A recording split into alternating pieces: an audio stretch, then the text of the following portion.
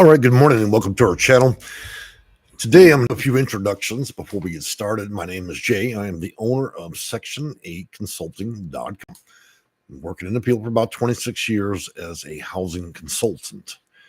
Now, today I want to go and, what got me going this morning was I was looking around YouTube and I was watching a particular video regarding Medicare C and some of the advantages to that. Actually, the video itself was about a scam from a company, but it alerted me to housing options through Medicare. So I want to discuss that rabbit hole today as we pursue it. Now, YouTube does not at present allow me to be able to show you what's on the screen. I mean, there's a way to do that, but it's not going to be very fun to do it that way because you don't really have me live. So for those of you that are seniors and those that are on Medicaid, let's go down that rabbit hole and kind of discuss where all these things go. And as I suspected, a lot of what's out there, including Medicare C, Catholic Charities, and all the other places that want to help you guys, including Council on Aging and for your state and many other organizations, lead back to one thing or two things to be specific. So I want to show you how all this stuff works out and what really kind of happens through discussion. Before I do that, let me say a few good mornings because I see a lot of you guys are here. Now, I've been doing earlier videos, and that's mainly because of my Red Bull, drinking Red Bulls. They're little energy drinks, and no, the company doesn't pay me to sponsor them. But anyways, I think this will be beneficial for many of you that are seniors because I know you guys get up with chickens, right? So this video is about you guys today and many more on Medicare that are disabled, seniors, or if you're just up in age. I got another 12 years and I might be a senior myself. So in certain states, if you have Medicare, then there is a circumstance where you have the add-on C. Now, there's a lot of misinformation regarding that. I chased the rabbit hole myself this morning. I was kind of looking at that because it's a little bit out of the depth of what I do specifically under federal programs. But Medicare is a federal agency and it offers C.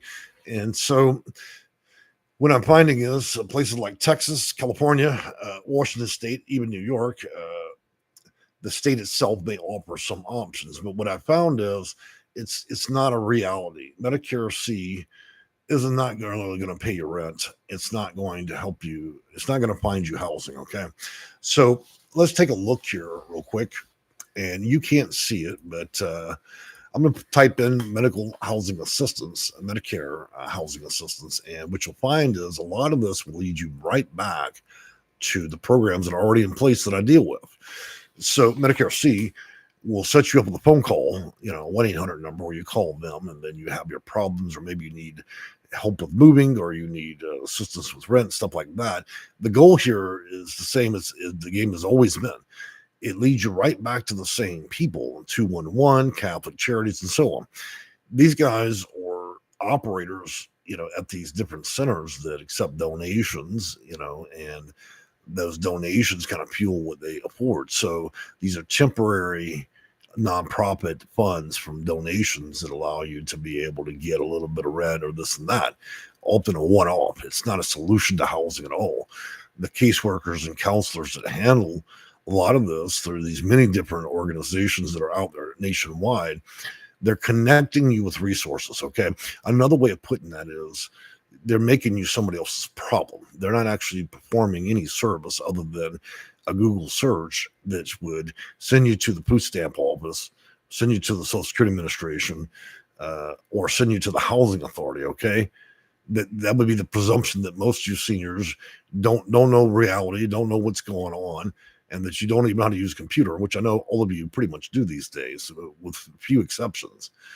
Look, guys, it's a rabbit hole. These caseworkers are going to give you about 5 minutes of their time. They're going to take a lot of information, and ultimately, they're going to link you directly with an application and wish you well. Okay? That's not... that's what they're being paid to do. They're not going to do much more than that. Okay. It's not real casework. It's connecting you with resources. But, I'm not here for the sense of doom and gloom for you guys. I want to describe adequately a better way of handling this. Okay. Now, I understand all these organizations have got their hand in the cookie jar. They all want to make a fast dollar and this and that. And some of them are even preaching about the Medicaid C add-on. Look, you're going to waste fabulous amounts of your time with this stuff. Okay, it's going to lead you right back to a nonprofit. And the people in nonprofit are volunteers. They don't know shit about housing. So let's look at real housing options and so on. If you just need temporary help with your electric bill, where you need a couple $100, they could be fine. If you're willing to waste 6 hours of your life on the phone with one of their caseworkers that just got trained. What you need is a housing consultant. Okay, it doesn't have to be me or my office, but if you are a senior, 62 years and older, there is subsidized housing through the program set up through HUD. Okay, these are subsidies, and it's called Section 202. So Title 24, Section 202 describes how the federal government assists private property owners with LITCH housing, okay, which is tax credits. So they trade their soul to get discounts against tax credits. So when they're operating that building as a business and having you there as a resident, the U.S. government gives them a break on taxes at the end of the year. In return, they allocate a certain number of units. And that's what many of you call low-income housing, affordable housing, tax credits, or even Section 202, which is by virtue as a senior with disabilities. Okay? But, subsidies and low-income housing, affordable housing all being the same thing. In Section 202, you guys can do a lot better with a housing choice voucher. With subsidies, low-income housing, affordable housing, you're looking at a circumstance when you move in units 101, you've got the subsidy. The minute you pack your stuff and you move out of unit 101, your journey to find another building and the whole thing starts all over again. You don't have any portability or movability with this at all. Okay, so unless you're in your advanced years, late 80s and up, and you're not planning on moving again, then it's probably not a good idea to get involved in subsidies, because you move. What if you can't find another place? You're put on a waiting list. Well, you're in limbo, and you're talking about being a cash burden, and then you get trapped in the building. And oftentimes these buildings could include people you may not care for, screaming children, barking dogs, or just bad management. And so subsidies are really just for people that are very confident they're not going to want to move again. Now, I'm going to take a quick drink of water here. Now, back to that Medicare C. I've explored that all the way to the end, and what ends up happening there is you contact Medicare, you describe your issues, they're going to refer you back to something like Catholic Charities or another nonprofit. You got to call 100 times, and eventually what will happen is if you fill out all their applications, they'll sit on it for a couple of weeks, think about it. And by the time they shut off your utilities have been off for about a month, then they'll decide whether or not they're going to help pay for that. Some are faster than others, okay? So it's not all doom and gloom. So the reality of it is Medicare C does not really, their people are not going to find you housing, nor do they know all the different spectrums of housing. Their goal is to, again, connect you, make you another person's problem. Oh, well, Nancy, here is the application link to the housing authority in Baton Rouge, Louisiana. Good luck. You see the problem there? It ends right there. Now, housing authorities, when you deal with them, of course, there's a wait, and their job is to qualify people. They're not there to teach you anything, to educate you. And oftentimes people feel whatever comes out of the housing authority's employees is absolution, the whole truth. Look, there's a lot more truth to housing than you can imagine. There's many ways you can expedite processes to get housing as a senior or disabled, and there are many different types of housing. Let's just go with a short example real quick. For seniors, Section 202 through subsidies. For those that are non-senior, you're looking at Section 8, subsection 811 of Title 24, and that's for young individuals, 18 to 61, that may have disabilities. And then you've got the housing choice voucher. The housing authority itself could offer project-based housing. Then you have tenant-based housing. You have low-income housing, affordable housing. You got veterans housing. If you're homeless at HUD-VASH, if you have HIV or AIDS, it's HOPWA. And so we get into 128 different types of housing. That's one system. Now let's take that system and throw it to the side we move on to continuum of care. Okay. And that's dealing more with people that have imminent issues with housing and homelessness. You have rapid rehousing, permanent supportive housing, the emergency housing voucher. Now let's take that system and throw it to the side. Now we have two systems discussed. Then they have the low income, affordable, subsidized, all being the same thing, where you don't have a voucher, but you have a physical unit you rent.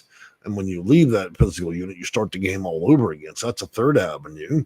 And then, of course, the many different ways they preach housing out there, you would somehow believe there are different ways you could get it through the state.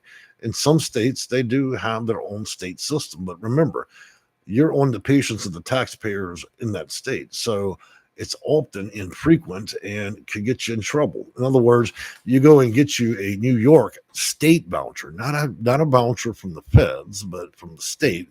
And if the taxpayers decide they're going to vote out spending on that, you're out the door because you're not federally guaranteed on taxpayer money from the taxpayer roll in the state. And so, to be clear, you really want to be focusing on programs that revolve directly through HUD, which would be the housing choice voucher, and then many others that are out there. If you don't know how to navigate a system, then you're going to need to find somebody that does more than just connect you to resources. Okay. A lot of these organizations will help you hold your hand and ink pen on the application, and that's where their experience ends. They don't actually understand what the program may be. They don't know how to expedite processes, and they certainly don't know how to pursue multiple options across the board. And that's not even lending the fact that when you have questions, they have no answers. Okay. Because remember, social workers, case workers, and so on, even in college, they're not trained to be experts in federal programs or housing. Okay. Their expertise is to keep you feeling good while the ship goes down. Okay. Or connect you to the resources and wish you luck. Hope for the best. Well, if a doctor performed a surgery without any experience, he'd be wishing you luck on the way out the door, and then it's no longer his mental burden, right?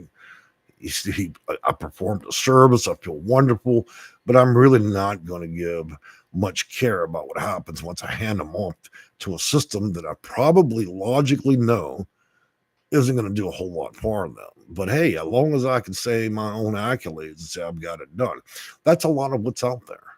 So if you don't have an expert in your corner, then the only other experts you have are Google. And Google, as we've discussed many times, is wondrous in helping people through videos and YouTube navigate many things. But one thing that it has failed miserably at is helping people navigate through housing. Because a lot of the information is just respun, it's old, and it's not even relevant. The system since the 1980s through Section 8 housing has evolved more than 16 times. That means that a lot of the articles you guys read aren't even relevant. And a lot of the stuff is more or less geographically locked. In other words, what might work in California isn't going to work in New York or Louisiana because federal programs are guidelines to what a person could get. But the state is housing authorities will determine at the local level what's good for the community. So in practice, it doesn't operably work the same way in every state or even county. And so unless you're well practiced like I am in all 50 states and understand the local counties, dealing with them 26 years, then either you have a really large database like I do, or you're just wishing and hoping on broad knowledge of the system. And that's not much. Let's get in the comments here because I see you guys are already in a frenzy this morning. Seems like everybody's had their coffees ready to go. Here we go. Going on back up. Sheila Davison, good morning. Silver Fox, good morning. Dementra, good morning. Karen Knows, Jay and the Cats. Yep, no cats this morning to bring the video. Mr. Good morning. Kara, GM, everyone. Hit that thumbs up, says Silver Fox. Christine Gannon, good morning, sunshine and coffee. Claps. And let's see. Good morning, everybody. And any other new people here. Christina Gannon goes on. Yeah, no, Jay. Ted Kennedy got me with the EHB.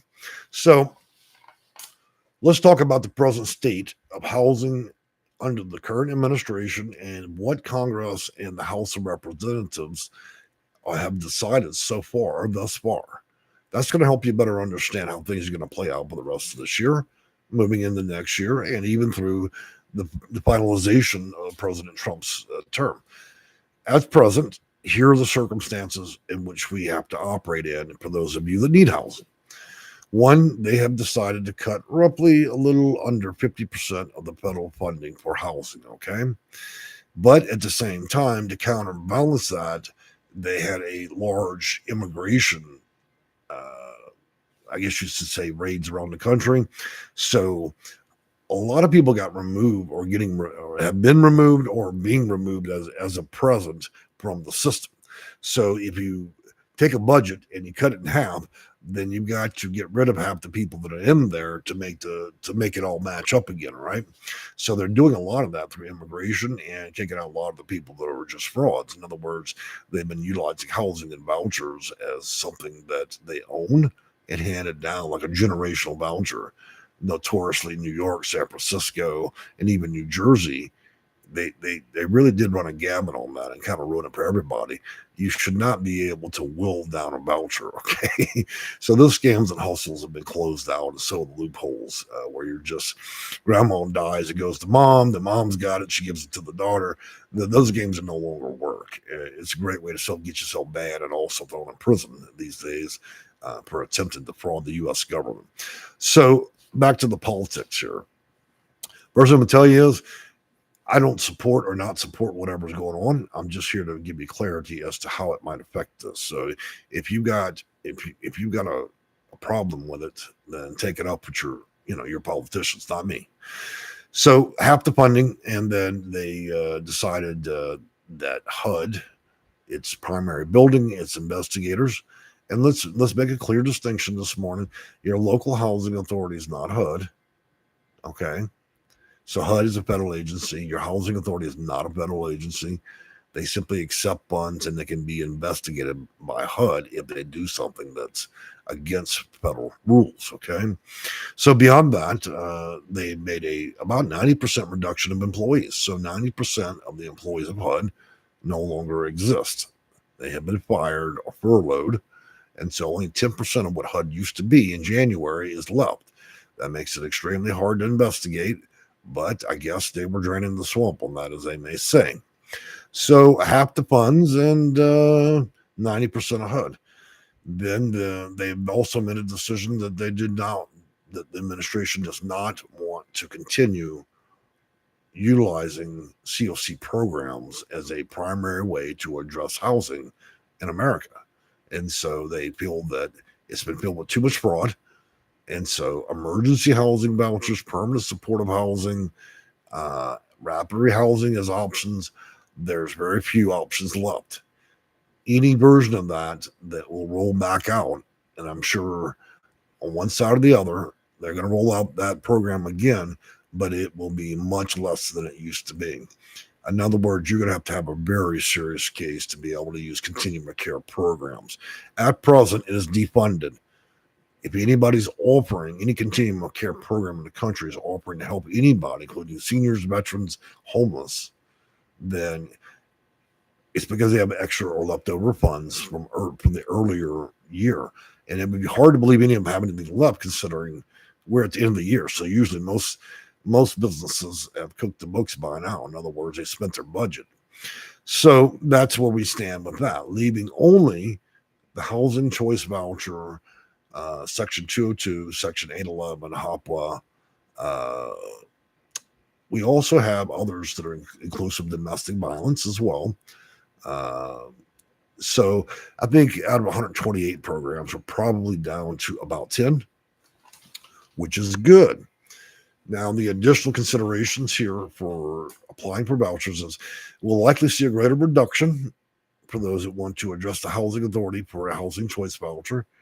But I don't know how much just yet, but I did read today they're going to remove the safety status for a lot of people from a specific country. About 260,000 people are fixing to get deported, likely the next few days, that had a status in our country.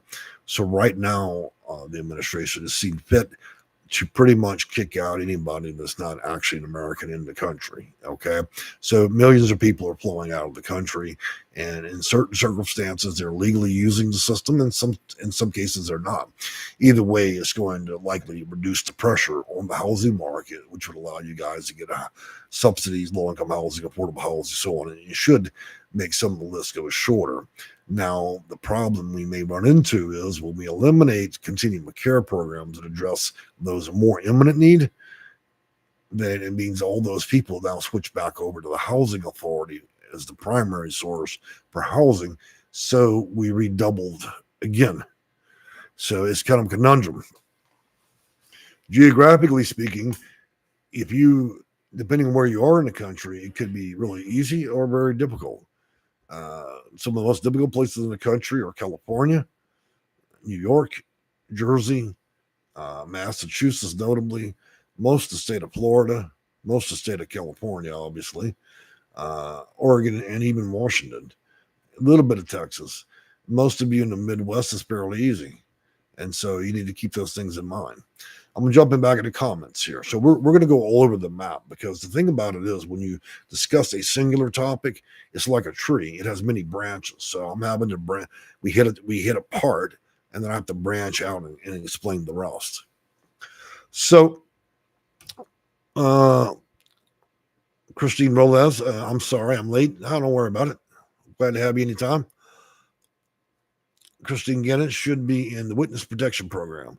So it sounds like Ms. Gannon is part of DB programs. X3, I'm on a PSH program with mental disabilities. Should I be safe? Well, that's right now. We are in the government shutdown, as we're all aware. And part of what's at stake right now is permanent supportive housing. Permanent supportive housing, emergency housing vouchers, which is 2BH. Also, one more, rapid rehousing. These are all at stake, and that's part of what's being argued at this point is if they're going to continue with the plan to defund all this, everybody that's got rapid rehousing, permanent supportive housing, and emergency housing voucher, you could be looking at the end of the program itself. Okay, so you should be monitoring the news to ensure you can continue to be able to use those programs. And the administration has made itself very clear about that. They're not interested in continuing to fund that very much. Well, now, the ones they allow to stay, well, they'll likely want to treat out only but the most serious cases. So that's something you're going to need to reach out to your continuum of care representative. Guys, if you're in a situation with housing, whether you're pursuing it or in it, and you don't know the answers to it, you really should reach out to a consultant. I'm not saying that to benefit or line my pockets as a consultant. I'm just telling you, this is the toughest year that I had known in the last 26 years in terms of housing. I mean, there are vast numbers of cuts. We can't even keep a government open, and the circumstances nationwide, we could reach an elevated point where they even declare a national housing emergency on top of things. And with all this lack of funding and cuts, will be hands down the most difficult couple of years for housing this country's ever seen. Okay? You can Google till your keyboard melts. If you don't have prior experience, you can end up in a jam, whether you have housing or not. Okay? This is not the time to wait and think about it. You really better speak with somebody that knows what's going on, because the circumstances are going to look, when this government shutdown lifts, they already made their decision whether you like it or not. And that goes into a whole other issue of time limits and work requirements. They already rolled out some of that for food stamps in November. You didn't think that housing was going to come with that? Yeah, it's going to come with that. And so you should expect that the system that most of you have understood through housing, unless you're disabled or a senior, the future is, in most cases, going to predict that you're going to have to go to work, or you're going to have to donate your time somewhere, prove some activity, and then you may only have a 1 to 3 year cap and be able to use that voucher altogether. Okay? The only people that likely will be safe from that are those that materially can meet the criteria of disability and being a senior. That means that 99% of the system is fixing to get kicked to the front door. And for many of you, work requirements and also time limits may not even be worth your time to pursue housing. Okay. And then removal of the entire COC system as a practicality is going to really compress this. So even if we get rid of 40 million people that aren't naturalized U.S. citizens, it isn't going to counterweight the difficulty of navigating housing. It's still going to be difficult. And Google's not going to give you an answer because I've looked at the news. Look, half the stuff that I'm reading, people reach a certain point in their wisdom and then they run out of knowledge. And so most agencies in reporting right now doesn't really know where this is going. I mean, even I struggle a bit with it because I use all the experience I have to understand how the flow of housing does work for clients and all its programs. And so, we've always faced a bit of adversity, but the serious part here is if you guys don't start reacting the minute this government shutdown ends, then you're going to find yourself in a very exclusively difficult situation going in the next couple of years. Okay. And if you're in housing and you don't know how to figure out whether or not you're going to be in a safe position, then you better reach out to somebody. Okay. Because in that circumstance, you could end up losing your housing. Look, these people are not going to send out notices letting all you guys know, well, here are the new changes, and either you reapply or you meet these criteria. They're just going to start kicking people out, okay? The housing authority ain't got time to email everybody. They barely even answer their own phones. You think they're going to send you all a bunch of letters? And no, if they do. So that's my concern. Where are we going to be with this through the holidays, and how explosive is it going to be January, February, and March? Because we will reach the critical mass by summer. That's when not only is the market in its current condition, but it'll be at peak season. In other words, whatever you're going to do or however you're going to keep your housing or get housing, you better get that done before June, July, and August of 2026. Okay. Because there are lots of big changes. Many of you could possibly, depending on how they write legislation, be grandfathered in.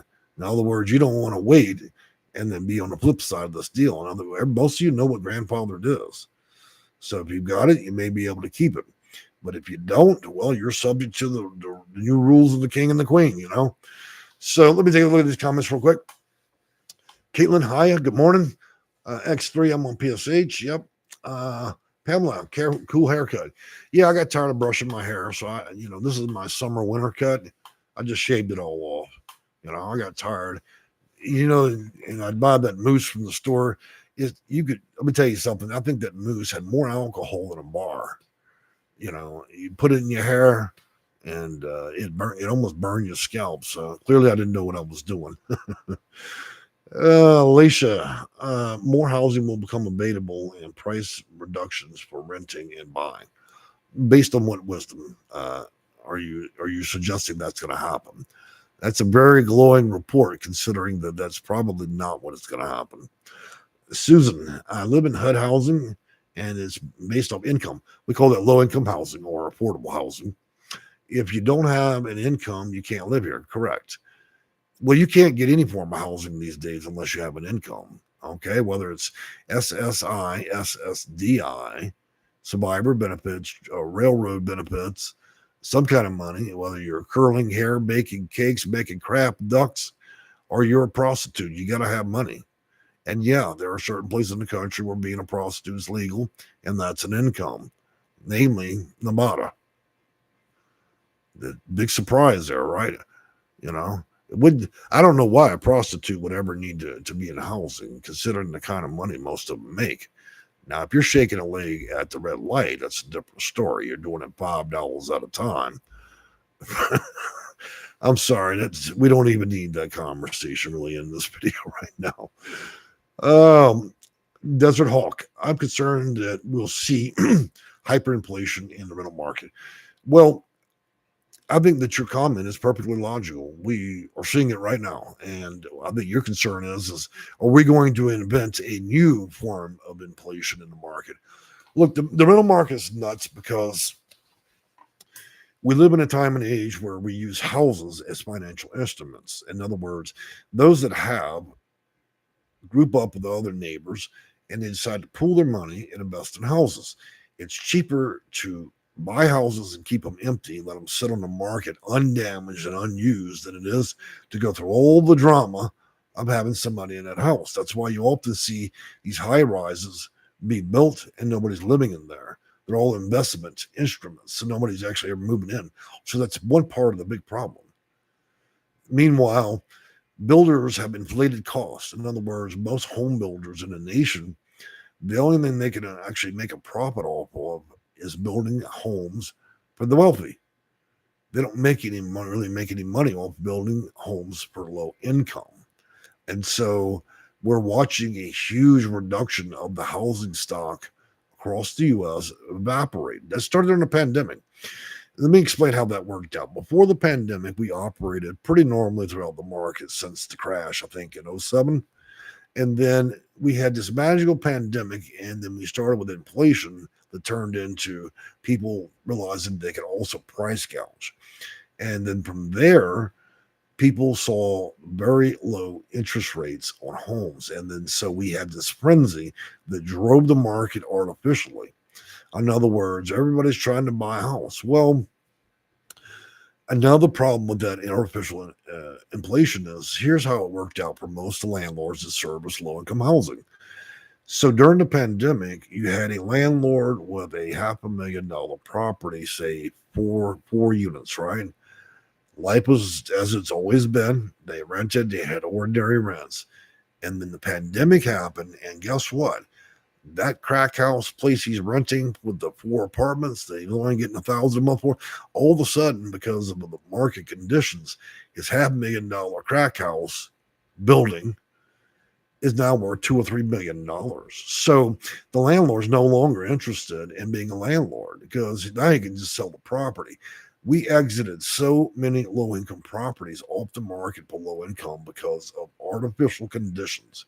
So we watched the greatest reduction of low-income housing in U.S. history during the pandemic when prices, when we gave out all these incentives. We were handing out stimulus checks every week. You know, people were having a fucking party. I listened to some neighbors I knew weren't even employed. So on July 4th, I heard them pop their stimulus check. Okay. They went and probably bought $1,000 in pricey fireworks and, you know, several cases of beer. And they popped that stimulus check right in the air for one great night, right? The most responsible thing to do. A case of beer and, you know, it's that kind of shit right there. So during the heyday, everybody had stimulus checks, 2, 3 of them things. Everybody's got dollars in their pocket. The scams are flying. Inflation was high. Then stores realized, well, I can just blame inflation and keep jacking prices. Now we can actually turn some real profit. So now we go from inflation to just straight up price gouging. Then even the little mom and pop store, oh, well, since everybody else is robbing, why don't I rob? Now the new theme is let's just rob, everybody robs everybody. I mean, you call the maid, oh, yes, I'll clean your 3-bedroom house. That'll be $9,883. I deserve to be paid like a doctor. I need a minimum of $500 an hour. I'm going to bring my toy mop and broom, and I need $500 to clean your house. And then I'll just stay for an hour. I can only clean things that are already clean, kind of deal, you know.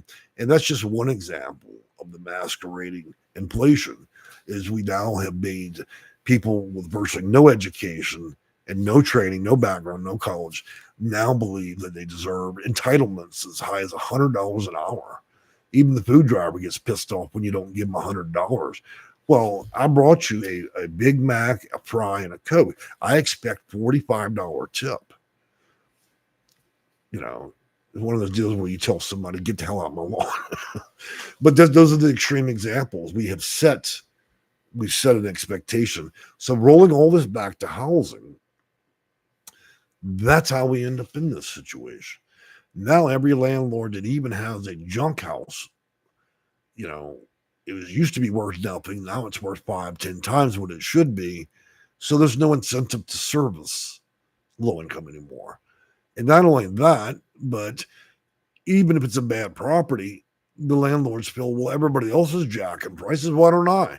So let's raise the rent every month, $200. I've had clients call me and they've had their rents raised $1,000, not because there's any more value in the property in terms of renovations, because that's what everybody else is doing. I'm going to steal because everybody else steals. I deserve a slice of theft as well. I want to drive the price too. They just built a new building next door. They're commanding $5,000 rent. I deserve $4,999 because that's what the market says. The market says I can rob a little bit more. So here we are. So anybody that's just at the bottom of middle class all the way down, the rents are being jacked so high that, well, let's just put it this way. Middle America pretty soon will be moving out their own house because we can't afford the rents. And so it's driving a real demand for people that have never had a need for federal programs to cover rent to do so, where they need a Section 8 voucher. And it's not even that, it's a housing choice voucher. You know, when we refer to Section 8, we're referring to subsection 8, Code of Federal Regulation, Title 24. Okay, you ever want all these numbers come from? All you got to do is read Title 24. These are the subsections of them. So now we understand market conditions driving, and we're talking niche here. We're talking in the perspective that I am not an economist, okay, but looking at the rental market for those that deal in federal programs, I do understand that, and that's a driving force. That's why I always tell landlords that have made millions as a landlord and they want to be a Section 8 landlord. Market conditions to do one thing and deal with another is a whole different story. You cannot use your expertise of being a millionaire from normal renters and then jump in the Section 8 market and think you're an expert, because you're not. The market conditions are driven much differently. So with a lack of new funding and the funding cuts, if you're paying 30% of your income towards your rent and the federal government and the housing authority is subsidizing 70%, and the payment standard that they're issuing is already 20% under the market. So let's bring that in perspective. Let's say I have a house. I want to rent it for $2,000. Okay. And I got an eligible person with a housing choice voucher. Thing is, market conditions for me suggest that my $2,000 house is now worth $2,500. So I want fair rent for what I see. But is that really fair? You're just following the inflated markets, right? Now, the housing choice voucher and its payment standard indicates that, well, they do business as the government and the housing authority has always done business. They're going to say they offer up to $2,000, but they're never really ever going to give that, because their goal is to be a lot like you conduct business in India. It's a negotiation. So they're only going to give you the fair market rate based on probably Zillow, which would be the average rent for that zip code. So if the whole zip code averages out at $1,785, you're likely going to get within 5% of that number. So we have $2,000 rent that got inflated to $2,500. We have a payment standard line that doesn't even cover that. It covers up to $2,000. And then you have the reality of the housing authority at $1,750 or less. And so we're packing around useless vouchers. And landlords are not desperate. Not when we're playing the inflation, the rob everybody game. And so do I feel landlords are robbing? Well, they're being good stewards of investment. If the market conditions permit, I can't say I hate, but it does create a bigger problem. We've already tried we've tried this hustle before with project-based housing, building projects. That didn't work out either. You cannot put thousands of people in a building that are just surviving, because it's going to end up in a bad situation. The lack of money, the lack of positivity turns the building bad. You get too many people that don't give a shit in one building, and you're going to end up with drugs, prostitution, and gang activity. because people don't like to be broke too long. They will figure out ways to make money while living there. And so that's our project. That's why it's important for our communities to try to diversify portfolios. And the easier way to do that would be give a cash allowance to allow people to pay without using a voucher and live virtually anywhere. And stop lying about payment standards. I would employ HUD and housing authorities to stop issuing these worthless payment standards.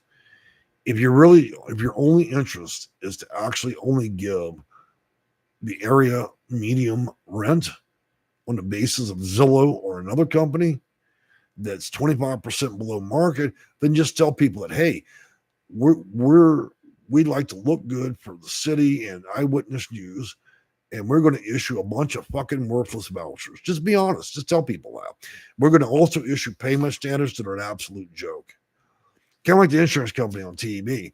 We got rates as low as 20. Only one person in America ever was able to achieve calling that insurance company, getting that $20. And it was a very special circumstance. And it ended up being the owner of the insurance company's aunt that got that $20. But everybody else, when you pick up the phone, you're going to pay, what, $500 for the insurance, right? Nobody really ever gets to that 20. Same game with the housing. So, like I said, there's always a little truth in every well that's been poisoned. And so let's look past that. So how do we find our way out of this death spiral? Housing, inflation, price gouging, capitalism that allows market conditions and rents to go to the ceiling. Well, it's a circumstance where we may find that middle America may be a better place to populate than the east and west coast. Okay, it's going to be impractical for anybody that's low income to live on the east and west coast.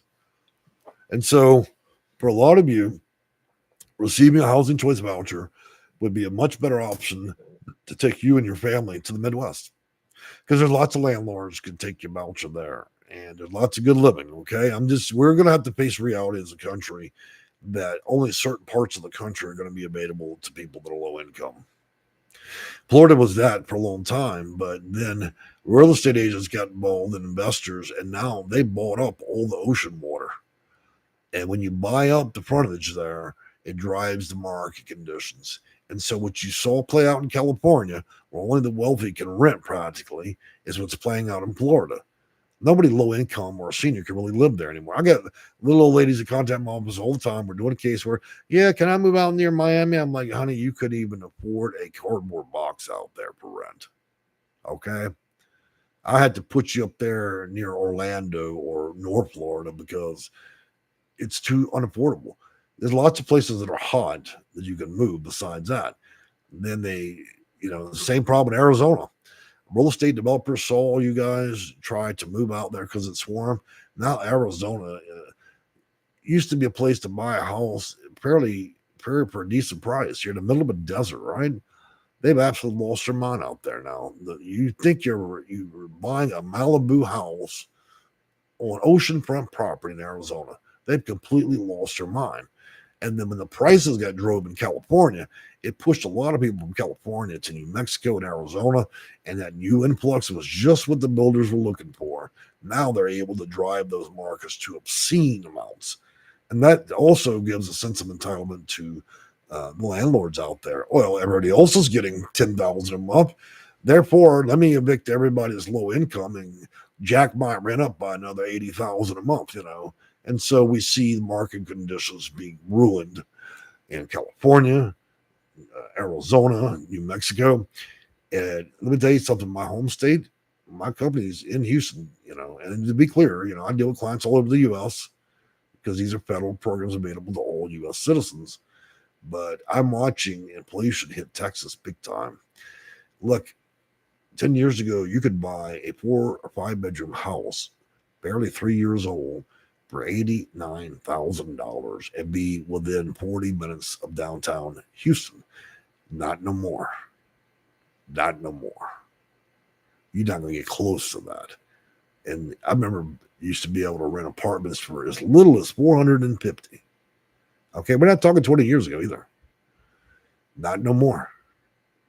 $1,200 will buy you a rundown RV in the bushes.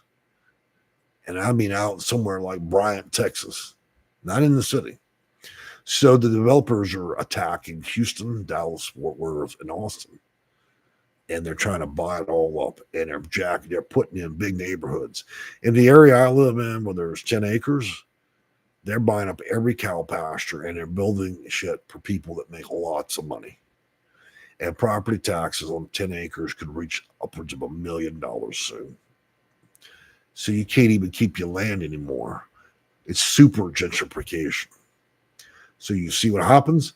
Even when you move, you got to move so far out in the country that, you got to move out to the Yukon. But what goes up must come down. Now, we've had the greatest party of inflation and price gouging in U.S. history. This little party is eventually going to crash, and when it does, there's going to be a lot of teary-eyed landlords when your house ain't worth $1. And you can't even charge 50 cents for rent. And at the current pace, and the feds keep having to knock up interest rates, this big old party, this clap-along party where everybody's enriching themselves by robbing each other, this is eventually going to collapse. And when it does, it's going to be tough. Okay, the housing market, people aren't buying houses anymore, so the developers are like, what's going on? Well, the voucher party, the stimulus check party is over, baby doll. So we're watching that big old hot bubble where you think your crack house is worth $1 million. Well, not no more. And the market's conditions are going to keep dropping. So we'll eventually arrive back at reality. We'll move back from the moon to the earth and realize that you cannot charge these kind of rents. It's not sustainable. Not only that, but with changes at the legislative level, the House and Congress, with all these cuts, well, it only takes a little while for these congressmen in Congress and the Senate and the House. They think all this is a wonderful idea, making all these cuts. What do you do when you have 60 elderly people that change cup at every light in America? Okay? Everybody, I don't want the homeless people. Well, man, let me tell you, next year, what you going to do when you got 10 million homeless people and seniors at every street light? Where you going to put all these people? You cut all the funding? They're going to realize very quickly this was a bad idea. It'd be easier to help your elderly, your seniors, your veterans, and your homeless to get a small place that's affordable than it would be to have all these people dragging around on the street and at the lights. I know that as a consultant, but you can't teach politicians that. They're still sitting there with a gold fork. Like I said, they're popping bottles of champagne. They're sitting at the Main Street Steakhouse having a $200 steak, sipping on bourbon and smoking a $400 cigar. They're not thinking about all these people they want to put on the street. But as this flood happens, they're going to realize they made a big old mistake, because they're not going to be able to drive from one light to the next without having a roll of quarters in their pocket. Okay, not to mention all the angry people are going to be. And then you're putting new work requirements and time limits on food stamps, housing, everything. Well, it's going to create other issues. So here we go again. If you thought your Walmart and CVS had a lot of glass doors and everything, you're going to eventually walk into stores where everything's behind glass, because if you inflate things this badly and you drive costs this bad, people just will eventually you're going to make that church-going 97-year-old just straight shoplift in your store. Okay? If people can't get what they need materially to eat and breathe and sleep, then they'll just steal it from you. Okay? And I won't blame them either. I won't blame them if they rob every one of you blind, because you're leaving people without any choices. And so we're creating the conditions for a very surreal experience over the next couple of years. And not only that, we're not just considering, let's consider all things considered. All these people also have children. And so we see quite fit that now, we're not going to help the senior. They're no longer in the tax base. We're not going to help the veteran. He fought the war, but now he's useless to us. He's just a suck on society. Let's cut him off and put him give him a change cup, put him at the light. He doesn't do shit for us anymore. And those children, don't feed them either. They're worthless little animals. We should just go out and have a trailer come up, and then we can have everybody sprayed and neutered. They're no longer worthy of housing or even food. Our our Congress and the House of Representatives determined that 50 million people aren't even worth the lunch. Okay? We actually have to get judges involved at this point just to feed people for Thanksgiving. And the only reason this is happening the way that it is because we're on the holidays. So how do we explain 20 million children with no food, living at the street light in 4 foot of snow? Well, that's because we let we voted in the wealthy, and they now make the decisions.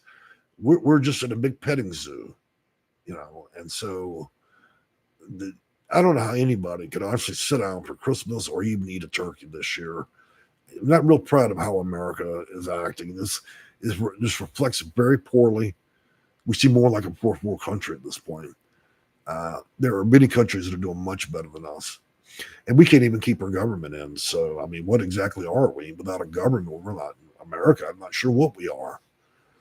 So it's a lot of problems in the market conditions.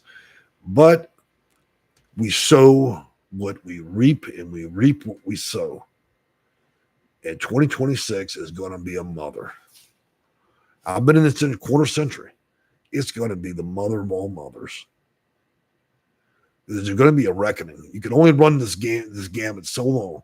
We've been running on pandemic high now, 19, 20, 21, 22, 23, 24, 25, 7 years of absolution, inflated markets, price gouge, and robbery. Okay, we're running out of juice as a country. We can't even make decisions to keep government open, and we want to starve 50 million people just before Thanksgiving. The level of depravity has dropped so badly in this country that you got other people looking at us wonder if we even have morals anymore. If there's any point in ethics. And anybody that ain't white or black gets kicked out the country.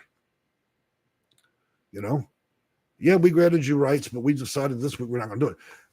Look, I don't really have an opinion of that, but I do know one thing.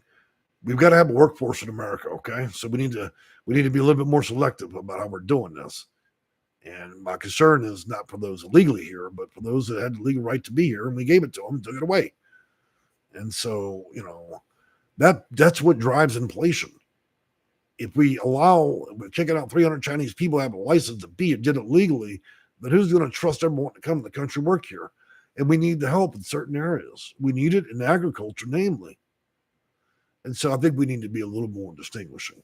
I realize that's not housing issues, but you see now economy, when you think of housing, that's part of the economy, considering the whole picture. So when you sit in your apartment and you wonder why the rent's being raised $1,000 a month, and your voucher ain't paying for half of it, go all the way back to the orange picker in Texas and Florida. It's all this shit's connected. All a gift from the U.S. government, at least when they decide to clock in. And mind you, it is now 11/8. You guys realize that at 15, most of these people go off for a holiday vacation. Now imagine that. They get to, what the fuck are they on now? What have they been doing now? They're going to go on a vacation on top of a vacation. 7 days. They'll be in PG. I told you, these guys, they're going to ride the Mercedes 2100 right back to the match and have 3-4 turkeys. The rest of them, they're going to afford them. I mean, there'll be $200 turkeys in the store. So you see my point? I did good this video. I waited almost a half hour, running my mouth, right? Before I start attacking the U.S. government, because it's just, the writing is on the wall, man. What are we going to do next year? Really, one more cut and the roads are going to melt off the dirt and the bridges are going to collapse.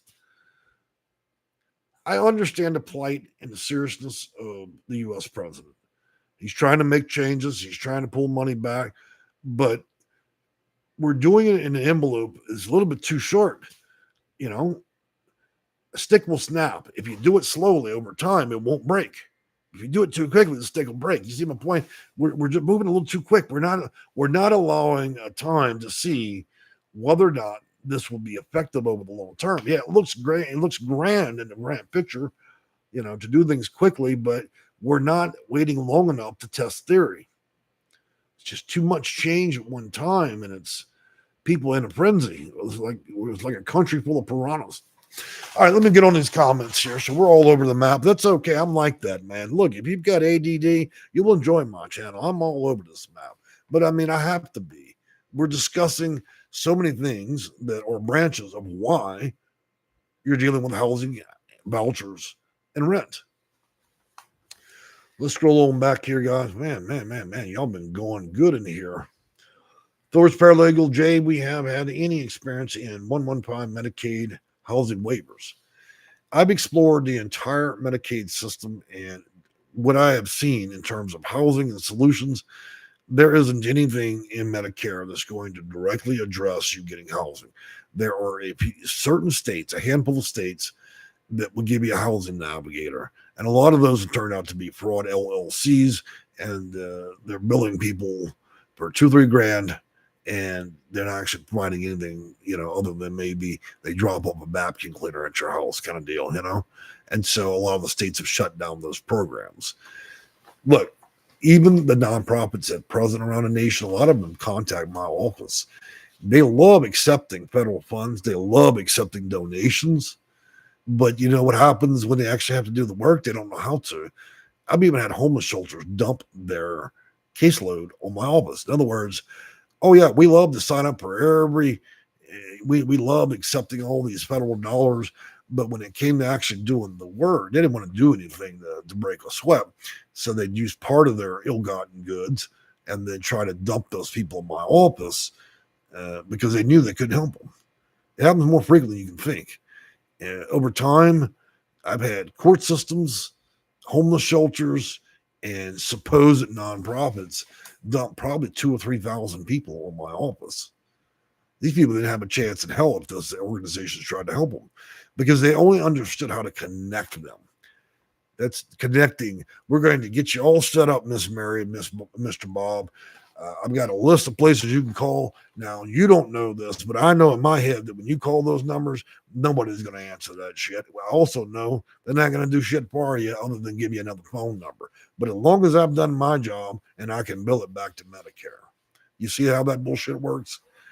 And sadly, that works all the way down to state level. You get ISS, you got home and aging. A lot of that stuff is just connect you to a service, connect you to a phone number. You call it, you chase your tail. Some of you guys have chased your tail for 6 to 8 hours a day. And the fruit result after a week of chasing your tail is what? You got a free voucher to the food bank that's empty these days. Okay. You got 3 coupons to get a cheeseburger. And you got a hotel voucher for a day. Look, and did you just kill about 40 hours of your time? Don't waste your time with that shit, okay? Call a Section 8 consultant. Don't waste your time with that stuff. There are people that can do this efficiently. I mean, all of us doesn't. You don't have to call me, okay? Let's be clear. I'm not here to advertise me and my company, but honestly, if you want to waste that much time, Lord of mercy. Moving on from there. Stepping in green. I bought a solar generator with a stimulus checks. Well, that was a good buy. That's actually very smart. I like how you did that. Alicia, we have to stop spending more. True, but we're being forced. We're lucky gasoline isn't $10 a gallon. Russell Dixon, I was a single father denied from assistance, paid $800 a month in child support. I'm disabled now. I don't have any faith in the system, just saying. I understand completely. I don't have faith in our system either, but the one thing that I do understand is I know how to, if you're going to play a rig game, then you might as well play to win. That's always been my philosophy in my company. So let me tell you something, guys. Being the owner of one of the most recognizable consultancy agencies in terms of Section 8 housing, the first thing I recognize is when they're trying to adjust the system to get people housing and vouchers, the first thing I realized, if you're going to play by rules in a rigged game, it'll never work. In other words, if I did what every other consultant and firm did in terms of trying to help people navigate or even get housing and a voucher, then we would only end up in the same circumstance. You would be paying me to make you somebody else's problem. That isn't the goal. A really good consultant will understand how to exploit just about every federal policy on the book. So these senators aren't that smart, and neither are the kids that they get at Harvard to write all these crazy policies for them. And so there's loopholes built into the system, and it's understanding how to navigate those that can greatly impact your ability to get housing quickly and effectively, understanding how to get rid of 90% of the fat. There's a lot of things you guys do to chase your tail, when in fact, if you understood the way that I do, you would be able to reduce your wait time and your functionally how you're addressing housing to get that voucher by 90%. Okay, by not allowing the system to make you chase your tail. And a lot of you are only looking at singular options versus the hundreds that are available to you. You don't know how to explore the both county, state, and federal systems, and you're not choosing the best options. And you're also leaving yourself at the mercy of nonprofits, social workers, and everybody else that have no formal training and understanding policy, procedure, and federal code in terms of housing. And so where you end up is either you're a Google warrior reading old articles that are respun, thinking you've found a new jewel, but here's where the new complexity comes in. Housing operates virtually different in every part of the country. HUD only dictates under federal titles what housing authorities must do, but it is a guideline. So every housing authority determines its own plan every year. So what you would find effective in one city and one PHA will be completely different than the next. So there's no fix-alls. Even when I deal with cases, we have to look at the policies and procedures of each PHA. And the wonderful part about it is the Public Housing Authority, well, there's a whole lot less educated people there that write their policies and procedures. And I can tell you there are more loopholes than there are cows in Texas. And so learning how to legally exploit the system. And again, when I say exploit, you feel bad about it until you realize you're playing a rigged game. And as I've always remind you guys, if you're going to play a rigged game and you know it's rigged, you better play to win. What would be the point? You got to play to lose? That's why I watch you guys go out there on your own. Oh, well, I'm going to be a warrior today. I'm going to pick up the phone and burn 9 hours of my life calling phone numbers. And these people, their whole objective is we love to accept federal dollars in the left hand, but when you start calling in the right hand, they're going to find every possible way to not give you what you want and to move you on. Well, Sally, you were just one criteria short, but there's good news. I've got this piece of paper I print about 11,000 times a day. You come on by and get your flyer. There's 400 numbers. We're sure nobody's going to answer, and that's going to fix your problem. So glad you can come by, Sally. And guess what? I'm going to bill the government $2,000 for that little old list of bullshit I gave you, and then I'm going to wish you well. Prayer circles, bye-bye. And you see how that game works? They're not doing shit for you. They always tell you, we're going to connect you. Nah, they're making you somebody else's problems, all they're doing. That way they did, we served 80,000 people at our nonprofit. No, you didn't. All you did was con 80,000 people into believing your Google search and your flyer to hell with a bunch of worthless numbers to agencies that had no intent of ever spending any money they collected. How many of you guys ever walked away with a $500 gift card from a nonprofit? I'm not talking about your local church, but you see my point? And you guys honestly want to sit there. This week, I'm going to sit down. I'm going to get out that phone book. I'm going to hit them all. And then you get to the end of that, and all you got is 3 coupons for 3 $1 cheeseburgers. All that bullshit. Save your life so you don't have to go to the psychiatric ward. Give me a call. Save yourself a mental meltdown. Give me a call. But that's all right. For those of you who like to learn the hard way, go ahead, put in that 98 hours, and we'll see you in about a month when you're ready to crack. I've had people call, well, today I'm just kind of window shopping, Jay. And I'm thinking, okay, yeah, you window shop now, get you a little taste. You'll be back in a month. You know why? Because ain't nobody going to want to try to navigate this without experience. You're gonna chase yourself clear into the ocean with this. Congratulations, you have met the federal government. We have designed this rat race, this experiment, to offer something, okay? It's like a big old flyer for the government, U.S. government experiment. We're going to offer vouchers and housing, but only those that we can break, that we can mentally break, only those that can survive, not just if they can survive just short of a mental breakdown, those are the only people going to give a voucher. And to tease them a bit more, we'll make them wait 5, 10, or 15 years. If we make them wait long enough, then maybe they'll just go get a job. Therefore, we can pretend like we're going to offer something, but we'll make it so impossible for them to get it that they'll be 20 years older, and then we'll call a phone that doesn't work anymore. We'll mail them letters to an address they moved from in the 80s. And then when they don't answer, remember, only give them one ring.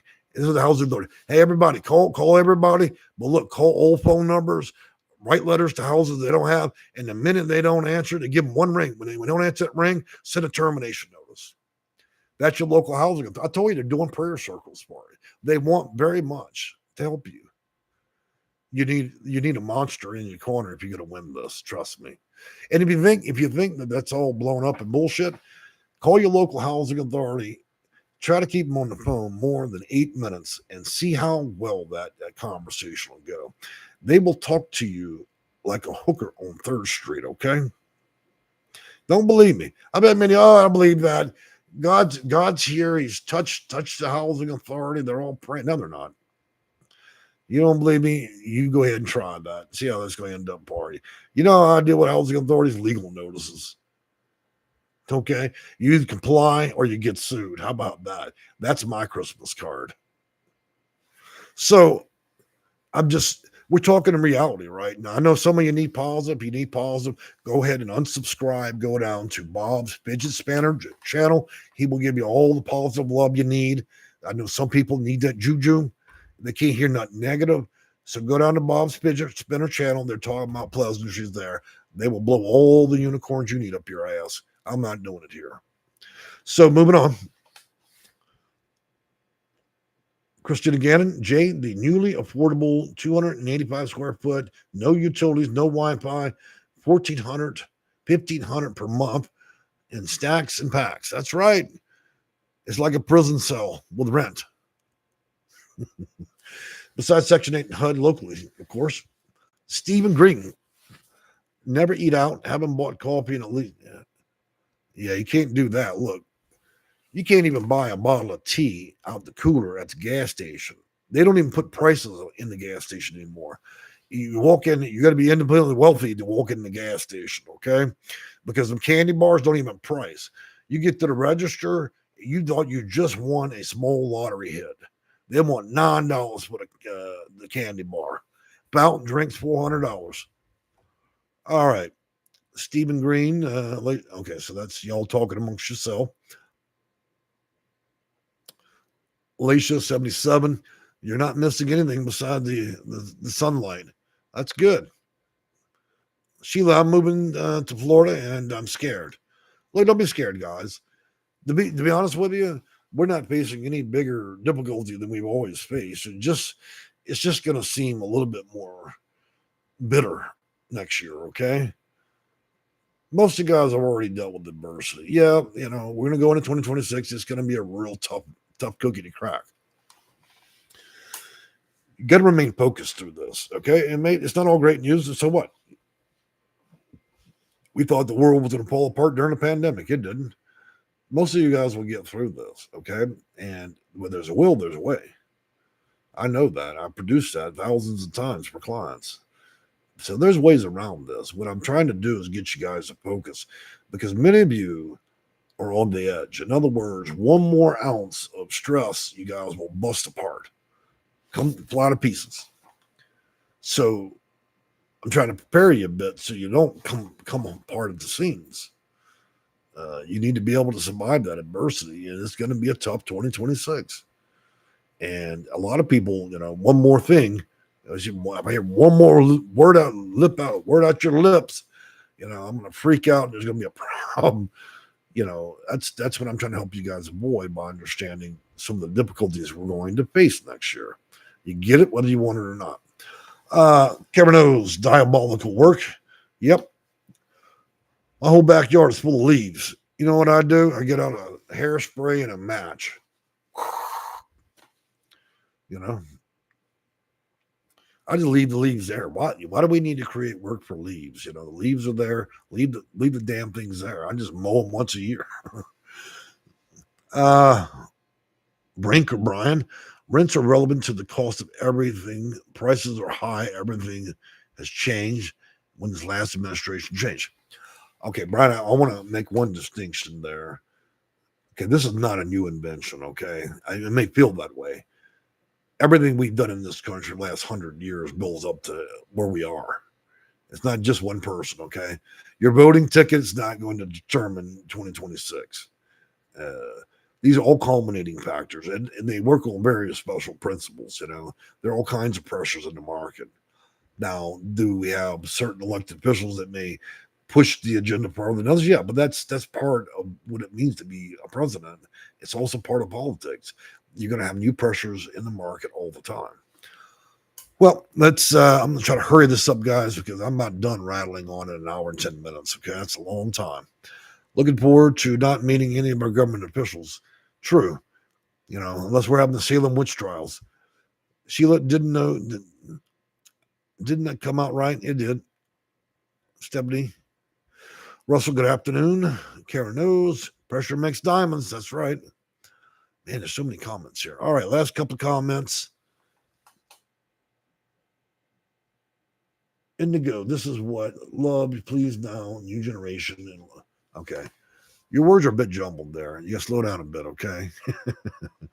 Stephanie, I'll take match to my leaves and go to jail. There we go. When you don't have an answer, get out your blowtorch, your hairspray, and a match. Remember what I told you about the gas cannon matches for Congress and the House? It's all along for the pitchforks come out and the villagers come to your house. Now, we have another day of another government shutdown, and they can't make up their mind. And now, only about a week left, but they go on vacation. My advice to you politicians is get on a plane, if there's any planes left to get on, because we can't even afford that anymore to run our plane system, and go somewhere far away where they don't have gas and matches. Because I can tell you, the villagers in the U.S. are angry and pissed off. And so I'd hate to see your mansion burned down. Okay, because nobody wants to see you gobble up turkey and champagne during Thanksgiving while 50 million Americans and children and seniors and also pets go without food. Do not sit in front of that bay window in your $1 million house and start gobbling turkey while half the country ain't got no food. That's a great way to get your shit burned down, okay? Well, guys, I've enjoyed talking with you. Really enjoyed branching out into all the issues we have.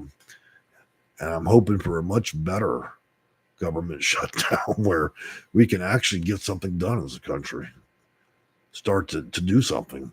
A 7-year pandemic and inflation is making us all crazy. Have a great day.